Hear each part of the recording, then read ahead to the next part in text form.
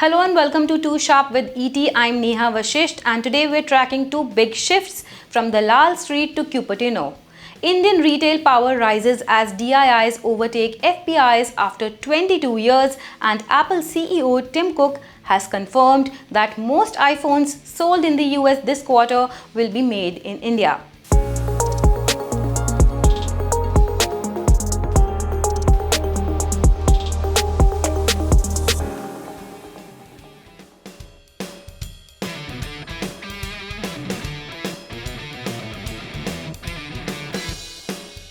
It's a historic moment for Indian capital markets. Domestic institutional investors now own more of NSE-listed companies than foreign portfolio investors for the first time in over 2 decades. In the March quarter, DII holdings rose to 17.62%, up 73 basis points. FPI holdings fell slightly to 17.22%, continuing a downward drift. Go back 10 years, FPIs dominated with 20.7% ownership, while DIIs, retail and HNIs combined held just 18.5%. That equation has now flipped. So what's changed? Mutual funds are flush with SIP flows from millions of retail investors. Insurance companies, pension funds and AIFs are buying aggressively. In Q4 alone, MFs bought 1.16 lakh crore rupees, insurance firms added 47,500 crore rupees, DIIs as a whole invested nearly 1.9 lakh crore rupees.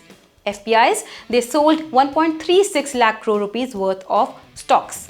Retail and HNI ownership dipped marginally, but fund houses made up the difference, pushing DII equity ownership into double digits for the first time. Pranav Haldia of Prime Database calls it a landmark moment, and it's more than symbolism, it's also cushioning volatility. In October 2008, foreign selling of 16,000 crore rupees tanked the markets by 25%. In Jan 2025, FPI sold 87,000 crore rupees and the Nifty fell just 2 to 3%. That's domestic strength in action. Experts say unless US 10-year bond yields drop below 3.5%, DII dominance will continue, especially with India's consistent 7% plus GDP CAGR, creating a long-term TINA effect, which means there is no alternative. Let's now shift to two stories showing how global trade, tech and energy flows are being radically redrawn, one in Silicon Valley and the other in Tehran. Apple CEO Tim Cook has confirmed that most iPhones sold in the US this quarter will be made in India, with iPads and accessories coming from Vietnam. The move is a direct response to Donald Trump's 145% tariffs on Chinese goods, which briefly wiped out $773 billion in Apple's market cap in April. Q1 was still strong for Apple. Revenue was at $95.4 billion, up 5.1%. Profit $24.8 billion, up 4.8%. iPhone sales are up 1.9% to $46.8 billion. However, Trump's tariffs could add $900 million in costs this quarter. Meanwhile, AI hype has backfired. The iPhone 16's promised AI features weren't ready, and Apple pulled its own marketing campaign mid-rollout. Cook is betting big on India, but the shift from China cannot finish before 2026. Until then, Apple stays exposed to trade shocks. In another news that doesn't bode well for China is that US President Donald Trump has unleashed secondary sanctions on anyone buying Iranian oil, not just US firms.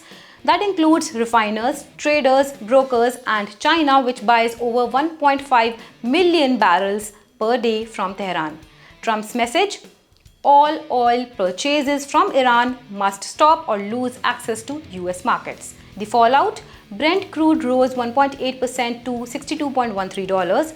WTI climbed to $59.24. Iran risks a total export collapse unless China defies the US. Talks in Rome were abruptly postponed. Diplomats warn that if pressure doesn't yield a deal, military escalation is next.